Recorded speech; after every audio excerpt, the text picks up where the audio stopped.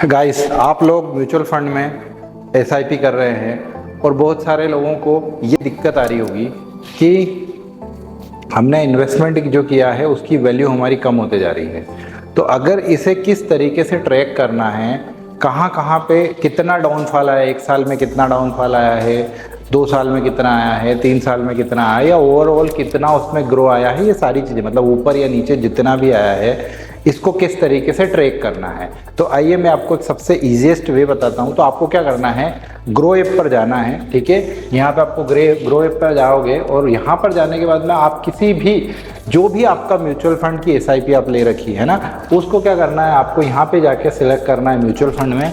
यहाँ पे उसका नाम लिखना है। ठीक है, जो भी नाम है, जैसे सपोज करो हम निप्पॉन का जो है लार्ज कैप फंड में इन्वेस्ट कर रहे हैं। ठीक है ना, तो अब यहाँ पे देखो आप इसको, ये चार्ट आपका ओपन हो गया है। ठीक है, अब यहाँ पे जो भी वैल्यू चल रही है एनएवी की, है ना, एनएवी की जो वैल्यू चल रही है, जैसे यहाँ पे चल रही है 101 रुपये और अभी वो चल रही है 86 रुपीज़, तो लगभग 17-18% का यहाँ पे क्या है, ड्रॉ डाउन 18% के आसपास में है। अब ये कितने का, 3 साल का बता रहा है। ठीक है, 1 महीने में कितना आया, तो ये 6% माइनस बता रहा है। ठीक है, 6 महीने में कितना आया, 12% के आसपास माइनस आया है। 1 साल में ये कितना आया है, तो लगभग ये जो है 3% के आसपास का रिटर्न अभी तक बता रहा है। मतलब जहाँ से वो चला है वहाँ से वापस उसी लेवल के आसपास आ गया। ये जो चार्ट ये अपने को ये बता रहा है, तो आप यहाँ जाके ये देख सकते हो। और दूसरी बात, अगर आपको एसआईपी स्टार्ट करनी है तो आप इसमें किसी भी समय एसआईपी स्टार्ट कर सकते हैं, किसी भी म्यूचुअल फंड में। जो आपको अलग अलग तरीके के म्यूचुअल फंड्स होते हैं, जैसे कि फ्लेक्सी फंड हो गया या फिर large cap, mid cap, small cap, अलग अलग तरीके के फंड। लेकिन मैं बताना चाहूँगा आपको कि आप अगर इन्वेस्टमेंट करना चाहते हैं, एसआईपी करना चाहते हैं, तो कम से कम 25 साल के लिए करें,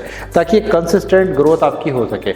ऐसा नहीं होता है 3-4 साल के लिए अगर आप ट्रेड, तो वो इन्वेस्टमेंट नहीं होता है। ठीक है, और दूसरी बात ये है कि आप यहाँ से ट्रैक कर सकते हैं। अगर ऐसा होता है कि यार बहुत ज़्यादा वैल्यू गिरी हुई है किसी चीज़, है ना, म्यूचुअल फंड की वैल्यू बहुत ज़्यादा गिर गई है, सपोज करो कि अभी जो भी चल रही है, मान लो इससे और ज़्यादा गिर जाती है, मान लो 50% गिर गई किसी चीज़ की वैल्यू ओवरऑल वैल्यू से, तो आप वहाँ पे अगर आपका इन्वेस्टमेंट चल रहा है और उसमें आपका नुकसान हो रहा है, तो आप क्या कर सकते हो, एक जो है एक टॉपअप कर सकते हो, एक बड़ी अमाउंट से टॉपअप कर सकते हो। जैसे कि आप एसआईपी ले कर रखी है आपने 10,000 रुपये की, या मान लो 5,000 रुपये की कर रखी, तो आप जब वैल्यू नीचे आ जाती है तो उस समय आप क्या कर सकते हो, आप 1 या 2 लाख रुपए आप एक साथ डाल सकते हो, है ना। और उसके बाद में जब लॉन्ग टर्म में वापस ऊपर आएगा तो फिर आपको एक जो है एक अच्छा रिटर्न यहाँ पे मिलेगा। अभी हाल फिलहाल आपका नुकसान हो रहा है, राइट, क्यों, क्योंकि वैल्यू जो उसकी एनएवी की नीचे आ गई है।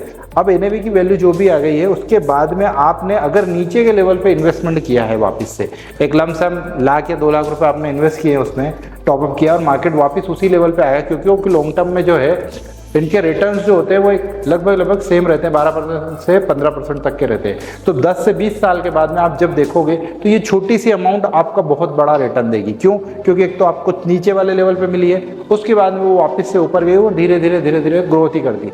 मैं आपको बताता हूँ, ओवरऑल चार्ट अगर आप देखोगे तो वो इस तरीके रहता है, वो कंटिन्यूसली चलता जाता है, छोटे छोटे डॉट फॉल आते रहते हैं। ठीक है, किसी भी फंड में आप चाहे उसमें चेक कर सकते हैं, सब में इसी तरीके का जो है एक लॉन्ग टर्म पर्पज से अगर देखोगे तो किसी में भी आप, जैसे मैंने लार्ज कैप में स्मॉल कैप पे करूँगा तो भी उसका ग्रोथ इसी तरीके का रहेगा। इसमें लार्ज पे अपन जैसे जाएंगे तो देखो इसका भी जो है ग्राफ क्या है, ऊपर की साइड है। अभी देखो ये इतना ड्रॉ डाउन हुआ है, अगर ये यहाँ कहीं पे मिलता है, मान लो सपोज करो कि यहाँ तक मिलता है और हम यहाँ से अगर करेंगे तो ये जिस तरीके से बढ़ा वैसे भी उस, और एनएवी की वैल्यू जैसे जैसे बढ़ती जाती है वैसे वैसे आपका रिटर्न्स बढ़ते जाता है। तो आई होप आपको ये वीडियो अच्छी लगी होगी। आपको वीडियो अच्छी लगी है तो आप जो है चैनल को सब्सक्राइब जरूर करें और वीडियो को लाइक करके जरूर जाना। ठीक है, तो मिलते हैं नेक्स्ट वीडियो में, तब तक के लिए है।